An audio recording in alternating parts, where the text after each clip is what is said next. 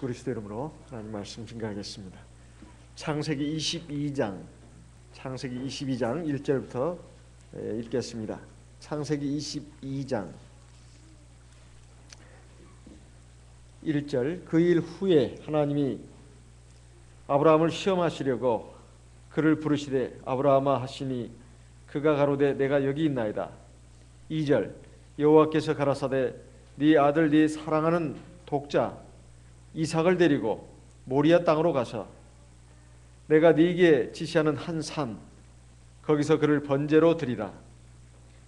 아브라함이 아침에 일찍이 일어나 나귀의 안장을 지우고 두 사환과 그 아들 이삭을 데리고 번제에 쓸 나무를 쪼개어 가지고 떠나 하나님의 자기에게 지시하시는 곳으로 가더니 4절. 제3일에 아브라함이 눈을 들어 그곳을 멀리 바라본지라. 이 아브라함이 사환에게 이르되 너희는 나귀와 함께 여기서 기다리라. 내가 아이와 함께 저기 가서 경배하고 너희에게로 돌아오리라 하고 아브라함이 이에 번제나무를 취하여 그 아들 이삭에게 지우고 자기는 불과 칼을 들고 두 사람이 동행하더니 7절. 이삭이 그 아비 아브라함에게 말하여 가로되 내 아버지여 하니 그가 가로되 내 아들아 내가 여기 있노라. 이삭이 가로되 불과 나무는 있거니와 번제할 어린 양은 어디 있나이까. 아브라함이 가로되 아들아 번제할 어린 양은 하나님이 자기를 위하여 친히 준비하시리라 하고 두 사람이 함께 나아가서 하나님이 그에게 지시하신 곳에 이른지라. 이 아브라함이 그곳에 단을 쌓고 나무를 버려놓고 그 아들 이삭을 결박하여 단 나무 위에 놓고 손을 내밀어 칼을 잡고 그 아들을 잡으려 하더니 11절. 여호와의 사자가 하늘에서부터 그를 불러 가라사대 아브라함아 아브라함아 하시는지라. 아브라함이 가로되 내가 여기 있나이다 하며 사자가 가라사대 그 아이에게 네 손을 대지 말라. 아무 일도 그에게 하지 말라. 네가 네 아들 네 독자라도 내게 아끼지 아니하였으니 내가 이제야 네가 하나님을 경외하는 줄을 아노라. 13절. 아브라함이 눈을 들어 살펴본즉 한 수양이 뒤에 있는데 뿔이 수풀에 걸렸는지라. 아브라함이 가서 그 수양을 가져다가 아들을 대신하여 번제로 드렸더라. 아브라함이 그 땅 이름을 여호와 이레라 하였으므로 오늘까지 사람들이 이르기를 여호와의 산에서 준비되리라 하더라. 지난 시간에 이어서 이 말씀을 근거로 해서 은혜를 받고자 합니다. 하나님께서 아브라함의 믿음을 시험하시려고 이런 엄청난 시험을 아브라함에게 하셨다 하는 거 우리 지난 시간에 살펴봤습니다. 하나님께서 아브라함에게 요구하신 것은 그의 재물도 또 그 종들 가운데 하나를 바치라 한 것도 아니었습니다. 아브라함에게 있어서 가장 소중한 것, 아브라함에게 있어서 가장 귀한 것, 이것을 바치라고 했습니다. 그리고 아브라함이 사랑하는 것이라고 했습니다. 아브라함이 사랑하는 것. 아브라함이 사랑하는데 가장 사랑하는 것입니다. 사람도 우리 모두가 다 자기가 좋아하는 것이 있고 자기가 사랑하는 것이 있습니다. 자기가 귀하게 여기는 것이 있습니다. 그 중에서도 가장 귀한 것, 가장 애착을 가지는 것, 가장 사랑하는 것, 그걸 지금 바치라고 하고 있는 것입니다. 사람마다 그것이 좀 차이가 있을 겁니다. 그런데 아브라함에게 있어서는 자기 생명이 아니었습니다. 자기 생명보다도 더 귀한 아들을 지금 바치라고 하는 겁니다. 아들도 여럿 있는 것도 아닙니다. 100세 기적적으로 낳은 아들. 이제는 자기는 살 만큼 살았습니다. 이제 자기 아들 이삭이야말로 자기 인생보다도 훨씬 더 귀한 인생이다 이 말이에요. 이 아들을, 이 사랑하는 아들 독자 이삭을 하나님께 번제로 바치라고 했을 때 아브라함은 정말로 엄청난 시험을 만난 것입니다. 우리 예수님께서도 제자들에게 부활하신 다음에 제자들에게 나타나셔가지고 말씀하신 가운데 특별히 예수님께서 그의 수제자 베드로에게 하신 말씀이 있습니다. 요한복음 21장 15절에 보면 예수님께서 디베랴 바닷가에서 나타나셔가지고 다시 옛날 생활로 돌아가려고 하는 그 제자들에게, 특히 베드로에게 하신 질문이, 첫 번째 질문이 무엇이냐? 똑같은 질문을 세 번이나 하셨는데 첫 번째, 두 번째, 세 번째 질문이 같은 내용입니다. 그런데 첫 번째 내용에는 이런 말이 더 붙어 있습니다. 요한의 아들 시몬아, 네가 이 사람들보다도 나를 더 사랑하느냐? 두 번째 질문은 요한의 아들 시몬아, 네가 나를 사랑하느냐? 세 번째 질문은 요한의 아들 시몬아, 나를 사랑하느냐? 네가 나를 사랑하느냐? 같은 질문인데 그 첫 번째 질문은 이 사람들보다도 네가 나를 더 사랑하느냐? 이렇게 물으셨습니다. 요한복음 21장 15절의 말씀입니다. 요한복음 21장 15절에 네가 이 사람들보다도 나를 더 사랑하느냐? 지금 베드로 주변에는 요한도 있고 야고보도 있고 그리고 나머지 많은 제자들이 있습니다. 같은 동료들입니다. 그리고 사실 피를 나누지 않았지만은 주님 안에서 형제보다도 더 귀한 사람들입니다. 그런데 이 사람들보다도 네가 나를 더 사랑하느냐? 우리 주님도 우리에게 그렇게 물으실 때가 있습니다. 네가 정말로 애착을 가지고 귀하게 생각하는 것이 뭐냐? 네 자신의 생명이냐? 네가 가지고 있는 재물이냐? 네가 가지고 있는 집이냐? 네 배우자냐? 네 자식들이냐? 네 명예냐? 네 권세냐? 정말로 네가 사랑하는 거, 이것은 절대로 포기할 수 없다고 생각하는 거. 다른 건 다 잃어도 이건 절대로 잃어버리지 못하겠다고 하는 거, 그것을 나한테 바쳐라 했을 때 우리 바칠 수 있냐는 겁니다. 주님은 바로 그걸 물은 겁니다. 네가 이 사람들보다도 나를 더 사랑하느냐? 정말 사랑하느냐? 베드로는 말했습니다. 주여, 주님께서 내가 주님 사랑하신 줄 주님이 아십니다. 아시는데 왜 부르십니까? 정말 사랑하느냐? 이걸 묻는 겁니다. 언제는 사랑한다고 하는 말을 안 했던가요? 했지요. 다른 제자들은 다 주님을 버릴지라도 나는 절대로 주님을 버리지 않겠습니다. 그때 주님께서 하신 말씀이 네가 오늘 새벽 닭 울기 전에 3번 나를 부인할 것이다. 아니나 다를까 3번씩이나 베드로는 주님을 부인했습니다. 우리가 정말 주님을 믿는다, 사랑한다, 그리고 어떠한 어려움이 있더라도 이 신앙 버리지 않고 끝까지 하나님 나라에 들어가는 날까지 이 진리의 길을 걸어가리라, 이렇게 다짐을 한다 하더라도 우리 마음이 얼마나 참 약한지, 조속으로 변하는지 모릅니다. 또 우리가 마음을 정말로 어디다 많이 두고 있는가? 아무리 하나님 살아계시고 하나님이 내 인생의 생사복을 주관하시는 분이라고 하고 결국 내가 들어갈 집이 저 영원한 하나님 나라 집이고, 또 하나님 나라에 가면 모든 것이 다 있고, 내 이 세상에서 모든 어려웠던 거, 부족했던 거, 억울했던 거, 절망스러웠던 거, 이 모든 것을 다 갚아주시고 다 채워주시고 모든 것을 다 이루어주실 그 하나님이 바로 우리 하나님인 것을 알면서도 사실 우리는 믿음을 가지고 세상을 살면서도 사실 하나님을 그렇게 믿고 의지하지는 않습니다. 그러면서 내가 언제나 바라보고 언제나 소망하고 생명처럼 귀하게 여기는 것이 따로 있는 경우가 있다 이 말이에요. 주님께서는 바로 그것을 당신에게 바치라고 할 때 우리는 정말 바칠 수 있냐 말입니다. 이삭이라는 말의 뜻이 웃음, 기쁨, 즐거움이라는 뜻입니다. 이삭을 바치라는 것은 너의 기쁨, 너의 즐거움, 너의 가장 사랑하는 그걸 바치라는 뜻입니다. 우리에게도 아브라함처럼 정말 소중하게 붙들고 싶은 그런 이삭이 있습니다. 어떤 사람에게는 그것이 재물일 수도 있고, 어떤 사람에게는 그것이 공부일 수도 있고, 어떤 사람에게는 그것이 자식일 수도 있고, 어떤 사람은 그것이 건강일 수도 있고, 어떤 사람에게는 그것이 명예나 자존심일 수도 있습니다. 이런 것을 자기가 가장 소중하게 여기는 것, 그걸 바치라고 이렇게 말하고 있습니다. 마태복음 10장 37절에 보면 누구든지, 내 중에 누구든지 내 부모나 자식이나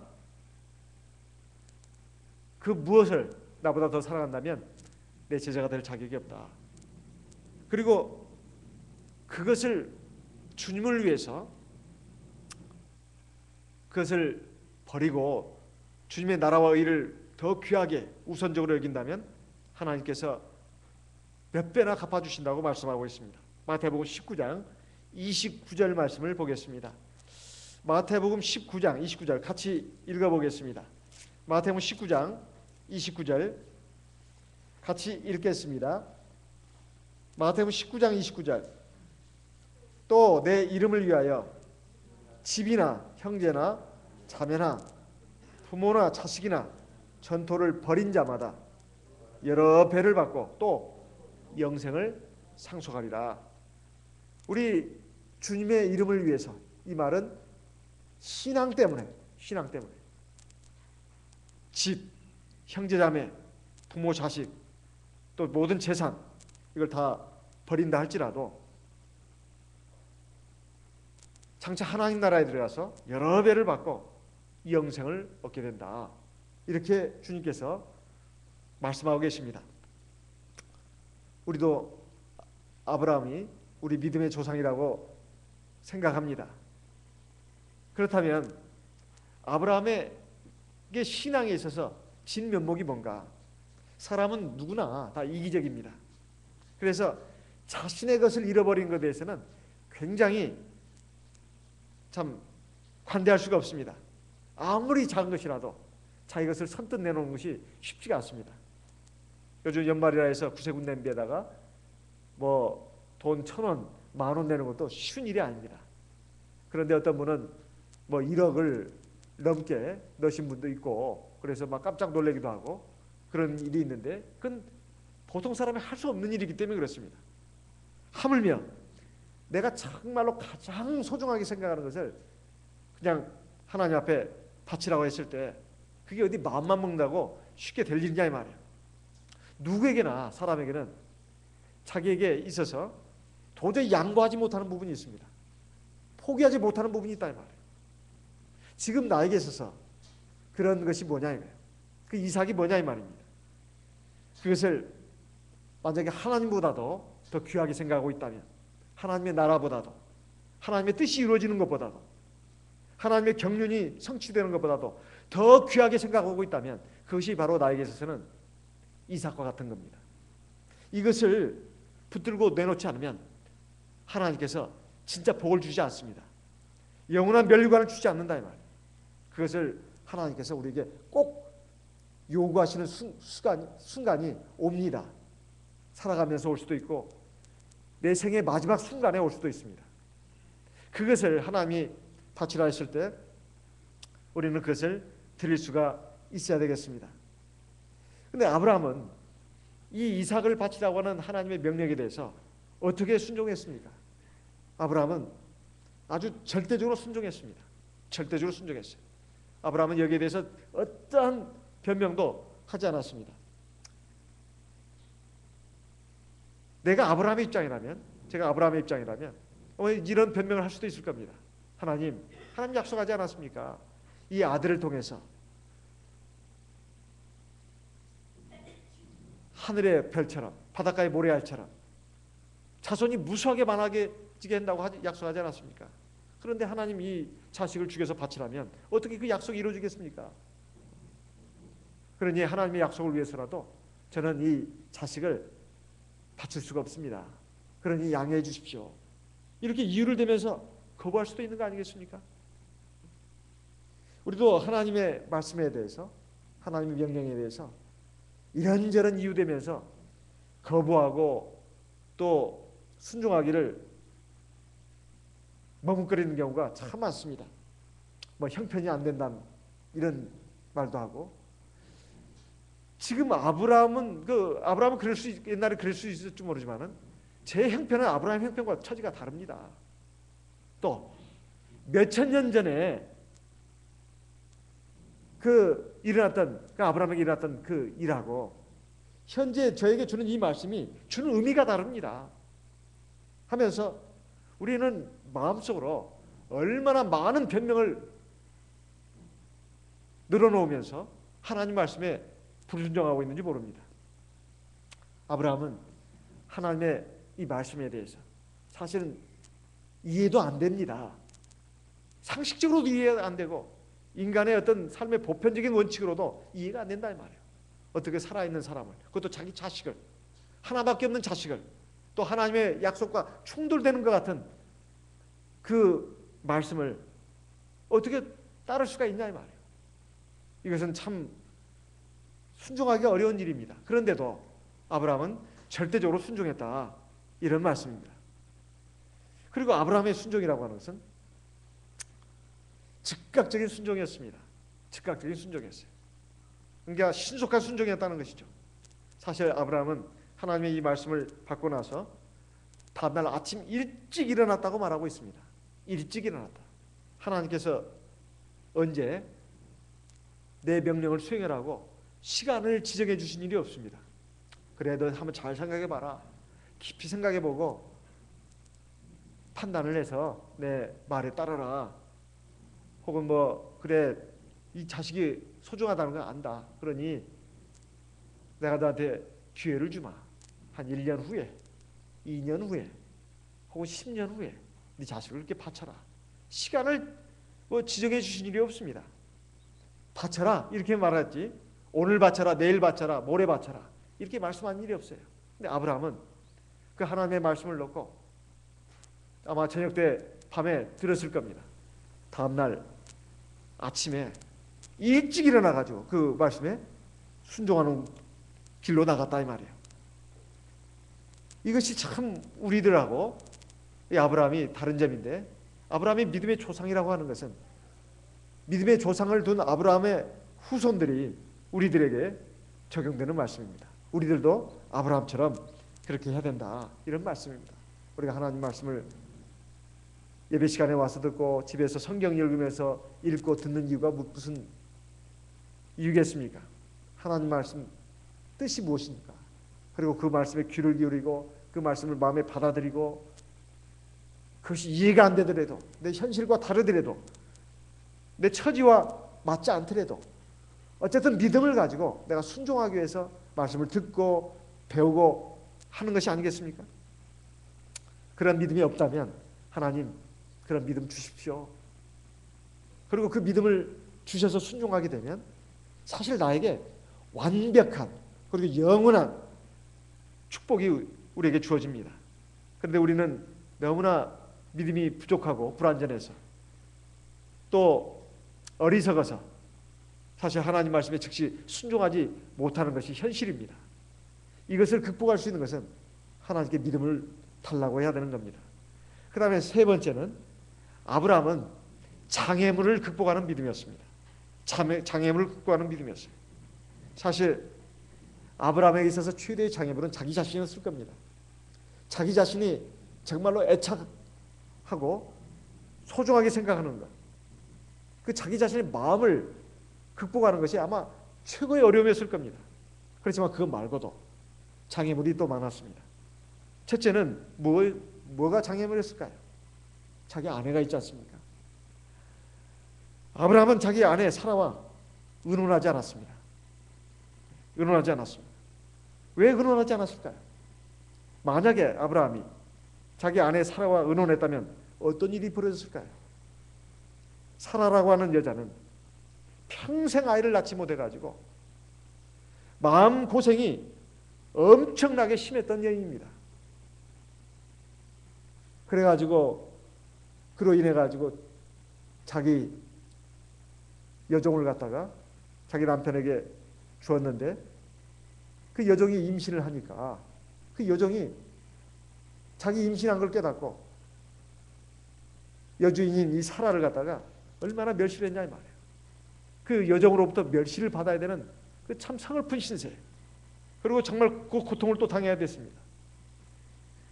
그런데 하나님의 은총으로 천신만고 끝에 이 귀한 아들을 얻었다 이 말이에요. 사실 아버지보다도 어머니의 그 사랑이 더 크다고 합니다. 왜 그럴까?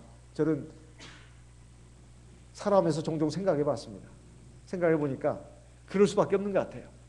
사실은 여자는 결혼과 동시에 여자는 여자로서의 성을 이어가지 못합니다. 이 여자의 운명이에요. 어떤 작가가 쓴 글을 보니까 그런 말이 있더만요. 여자는 여자 자기 당대의 성으로서 끝나버립니다. 남자와 결혼하면 남자의 성을 받은 아이를 낳습니다. 그게 아들이든 딸이든. 그런데 참 희한한 것은 남자, 즉 아버지보다도 어머니의 사랑이 훨씬 뛰어납니다. 왜 그런가? 그것은 자기 몸에 10달 동안이나 임신하면서 사실 목숨을 걸고 낳았기 때문에 아닌가. 키웠고 또 낳았습니다. 그러다 보니까 사실 그 아이를 낳게 한 사람은 아버지지만 낳은 사람은 엄마다 이 말이에요. 그러니까 엄마가 자식을 사랑하고 이것은 어떨 때는 논리를 초월합니다. 우리 상식을 초월한다 이 말이에요. 물론 아버지도 그렇겠습니다만은 엄마가 그런 경향이 이게 세계 보편적입니다. 그러니까 사실 자식을 위해서라면 맹목적이 되고 모든 것을 다 희생할 수 있는 것이 바로 엄마가 아닌가 싶습니다. 모성이다 이 말이에요. 그러니까 이 모성 본능을 가진 어머니를 당해낼 사람이 없어요. 아브라함이 하나님의 말씀을 듣고 명령을 듣고 그 명령을 수행하려고 보니까 제일 먼저 자기 자신의 물론 마음의 그 장애물을 극복해야 됐지만은 그보다도 더 심각한 것이 무엇이었을까요? 아마 자기 아내였을 겁니다. 자기 아내가 자기의 결심을 듣는다면 내가 하나님 말씀에 순종해야 되겠다고. 그러면 아내가 가만히 있겠습니까? 당신 미쳤냐고. 당신 미쳤냐고. 어떻게 하나님이 그런 말씀을 하실 수 있겠냐고. 첫째 이렇게 나올 겁니다. 하나님이 그런 말씀을 하실 리가 없어. 당신 미쳤구만. 그래도 분명히 하나님 말씀하셨어. 그러면 나는 이 말씀대로 순종할 수밖에 없어요. 그랬을 때 사라가 뭐라고 했을까요? 차라리 날 죽이고 가시오. 당신이 그렇게 할 것 같으면 차라리 나를 죽이고 이삭을 데리고 가시오. 이렇게 아마 몸부림쳤을 겁니다. 그리고 못하게 말렸을 거예요. 그렇다면 아브라함은 사라 때문에라도 못 바쳤을 겁니다. 그러면 아브라함으로서는 변명하기가 참 쉽습니다. 하나님, 저는 제 아들 이삭을 하나님께 번제로 바치고 싶었지만은 제 아내가 죽기 살기로 이렇게 막습니다.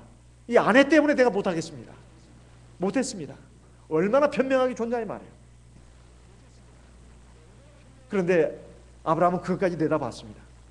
그 방해를 예상되는 방해를 생각하고 알리지 않은 겁니다. 갈라디아서 1장 15절 16절 말씀을 보겠습니다. 갈라디아서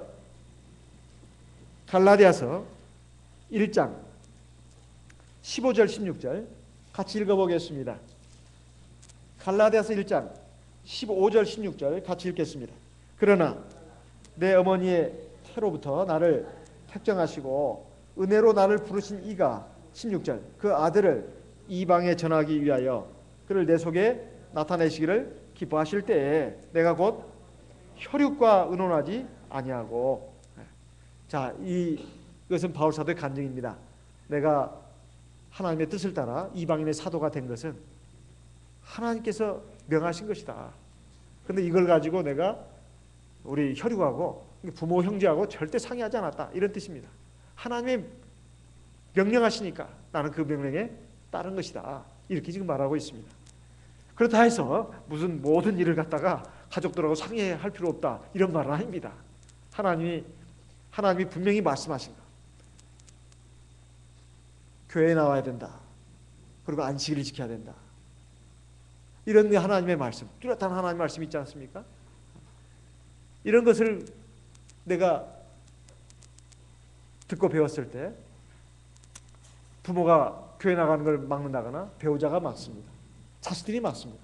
그렇다 해서 거기에 따르면 되나? 안 된다는 말입니다. 하나님의 말씀이라면, 그것이 분명한 하나님의 말씀이라면 우리가 믿음으로 그 하나님의 말씀에 순종해야 된다. 그리고 예상되는 방해를 생각하고 그걸 어떻게 하면 하나님 말씀에 순종할 것인가, 이걸 생각하고 나가야 되지. 그걸 뻔히 알면서 이제 나중에 자기도 사실은 순종하고 싶지 않습니다. 그래가지고 괜히 핑계거리를 만드는 거예요. 아이고, 내가 하려고 했더니만 부모가 막습니다. 또는 내 배우자가 막습니다. 내 자식들이 막습니다. 이렇게 해가지고 하나님 말씀에, 분명한 하나님의 말씀에 순종하지 못하는 일이 있어서는 안 되겠다, 이런 뜻입니다. 그리고 또 이제 아브라함이 아침에 일찍이 그 아들 이삭과 두 사환과 함께, 종들이죠, 모리아산까지 갔습니다. 가가지고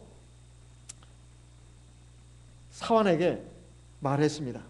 그 산 밑에서 뭐라고 말했냐, 5절에 있습니다. 창세기 22장 5절에 아브라함이 사환에게 이르되 너희는 나귀와 함께 여기서 기다려라. 내가 아이와 함께 저기 가서 경배하고 너에게로 돌아올 것이다. 왜 사환들을 그 모리아산 위에까지 데리고 가지 않았을까요? 아브라함은 이미 100세가 넘었습니다. 이때 이삭의 나이가 한 25세 정도로 추정을 합니다. 아브라함의 나이는 125세, 상당히 나이가 많은 나이입니다. 그 산 위에까지 올라가려면 얼마나 힘들까요? 더군다나 장작 또 준비해가지고 뭐 이렇게 해가지고 이제 지고 올라가려면 얼마나 힘들겠냐 이 말이에요. 그러니까 사환을 데리고 간 이유가 그거 아니겠습니까? 그러면 사환을 데리고 만약에 모리아산까지 올라갔다면 어떤 일이 벌어졌을까요? 아마 이 사환들은 주인이 하나님께 번제를 드리기 위해서 지금 여기까지 왔으니까 열심히 자기 주인을 위해서 제단을 쌓도록 도왔을 겁니다. 그러다가 마지막에 자기 주인 아브라함이 시퍼런 칼을 들고 자기 아들 그 이삭을 갖다가 죽이려고 나갈 때 이 사환들이 보통 이하의 사람들이 아니라면 분명히 보통 이상의 사람들이 있을 겁니다. 지금 주인이 무슨 짓을 하려고 하는지 다 알아챘을 겁니다. 그때 두 사환이 자기 몸을 던져서라도 주인을 막았을 것이다 이 말이에요. 왜냐하면 아브라함만 주인이 아닙니다. 이삭은 젊은 주인이다 이 말이에요.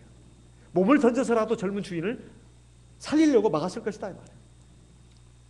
그러면 아브라함으로서는 얼마나 핑계대기가 좋습니까? 하나님, 저는 참 하나님 말씀에 순종하기로 결심해서 내 아들을 여기까지 데려왔습니다만 저 무식한 사환놈들이 하나님의 뜻을 모르고 저를 방해했습니다. 그래서 제가 저 녀석들 때문에 이 이삭을 하나님께 바치지 못했습니다. 하나님, 어쩔 수가 없습니다. 이렇게 얼마나 핑계대기가 좋냐 이 말이에요. 아브라함으로서는 그것까지 예상을 했다 이 말이에요. 그것까지. 사실 사환들이라면 주인의 명령에 순종해야 될 사람들 아닙니까? 그런데도 그걸 예상되는 방해를 아브라함은 예상을 하고 사환들을 밑에 머물게 한 겁니다. 다른 이유가 있었던 게 아닙니다. 그것도 분명히 어떤 되는 일이 일어날 것이다, 상황이 일어날 것이다, 그걸 예상을 하고 그렇게 했다 말이에요. 그러니 아브라함이 얼마나 온전한 믿음과 온전한 순종으로 나갔는가 하는 걸 알 수가 있습니다. 네 번째, 아브라함은 끝까지 순종을 했습니다. 끝까지 순종을 했어요. 여러분, 작심삼일이란 말 들어보셨습니까? 작심삼일. 근데 그보다 더 심한 말이 있다고 그래요. 작심삼초. 그게 어떤 일을 하기로 마음을 먹어놓고서 3일 만에 그냥 바뀌는 걸 작심삼일이라고 합니다. 작심삼초는 뭐냐? 뭔 일을 하겠다고 마음 먹고서 3초 만에 바뀌는 거예요. 똑딱, 똑딱, 똑딱. 그 만에 바뀌는 것을 작심삼초라고 합니다. 아브라함은 하나님의 명령을 받았는데 내일 뒷동산에 가서 바치라는 게 아닙니다. 저 모리아산, 사흘 길을 걸어가야 도달할 수 있는 산이 모리아산이었습니다. 그 산까지 가는데 한 사흘이 걸렸다 이 말이에요. 사흘이라면 충분히 마음이 바뀔 수 있는 시간입니다. 충분히 마음이 바뀔 수 있는 시간입니다. 사람이 감정적으로 고조됐을 때는 무슨 일인지 할 수 있습니다. 또 무슨 일인지 저질 수 있다 이 말이에요. 어떤 좋은 일도 어떤 나쁜 일도 사람이 흥분되면 또 마음이 한껏 흥이 나고 신이 나면 막 할 수 있습니다. 그런데 그것이 시간이 지나면서 자꾸 변화가 됩니다. 바뀐다 이 말이에요. 어떤 사람이 삶에 지치고 너무 고통스러워서 절망을 했습니다. 그래가지고 내가 더 살아서 뭐하나, 차라리 죽자. 어디 가서 죽을까? 이거 서울 사람이었던가 봅니다. 저 한강에 가서 빠져 죽자. 그래가지고 한강으로 갔습니다. 그런데 오늘처럼 날씨가 엄청 춥고 말이요, 찬바람이 쉥쉥 불었습니다. 하다 보니까 뭐가 생각났냐면 외투를 안 입고 나왔어요. 집에서. 너무 추웠어요. 막 덜덜덜 떨리면서 이거 안 되겠다. 이게 추워서 이거 차라리 물에 빠져 죽기 전에 얼어 죽겠구나. 그래가지고 집에 가서 외투를 입고 와야 되겠다. 물에 빠져 죽으려고 내가 나왔지 내가 얼어 죽으려고 나온 건 아니다. 그래가지고 집에 가서 이제 외투를 챙겨 입었습니다. 챙겨 입는 가운데 가만히 있으니까 죽겠다는 마음이 사라졌어요. 내가 이 죽겠다는 용기로 살자. 삶은 무엇인지 못하겠나. 그래가지고 그 삶의 고통과 절망을 이겨내고 다시 행복한 삶을 찾았다는 그런 이야기들이 한두 군데가 아닙니다. 조선일보사에서 나왔나요? 희망편지라고. 언젠가 작년인가 재작년에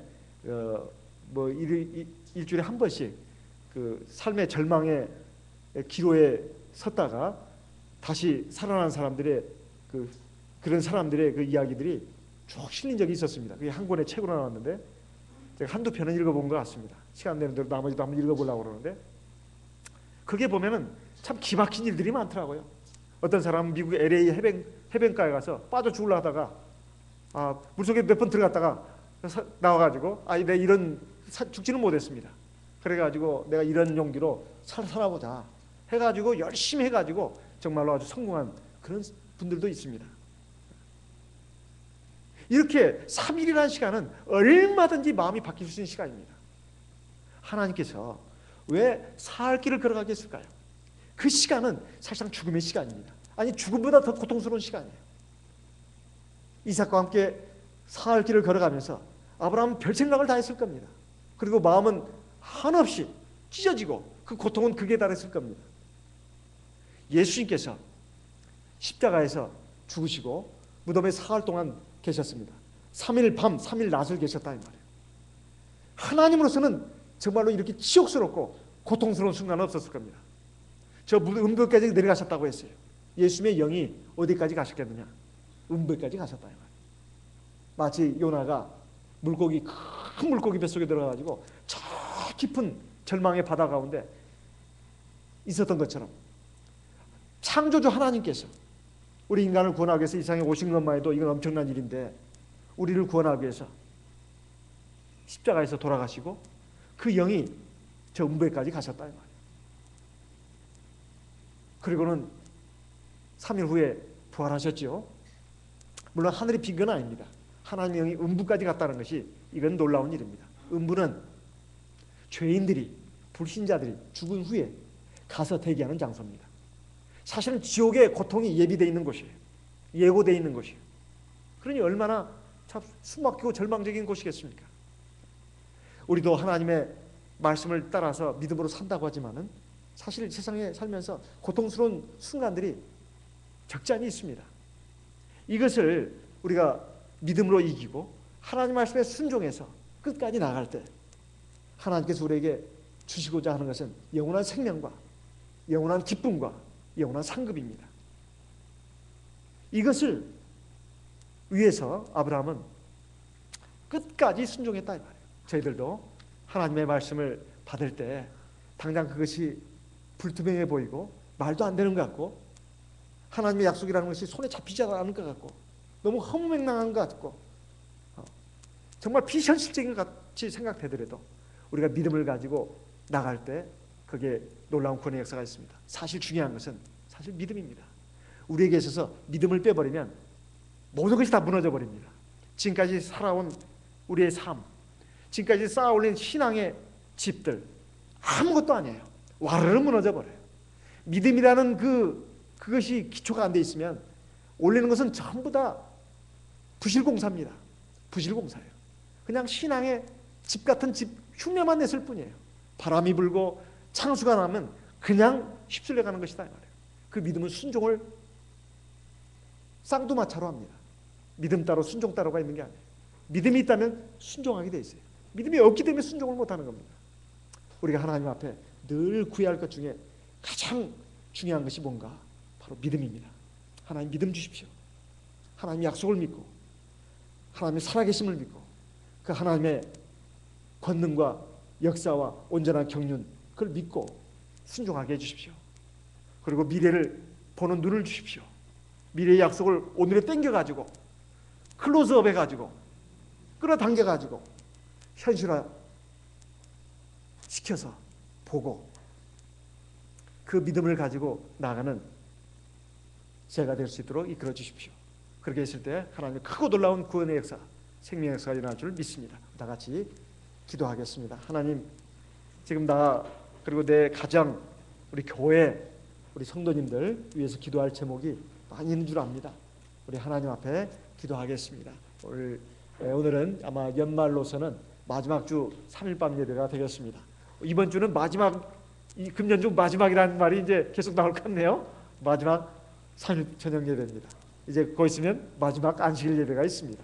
우리 한 해를 돌아보면서 하나님께 감사하고 또 밝아오는 새해도 믿음으로 소망을 가지고 열 수 있도록 주님이 인도하여 주시옵소서. 다 같이 기도하겠습니다. 다 같이 기도하겠습니다.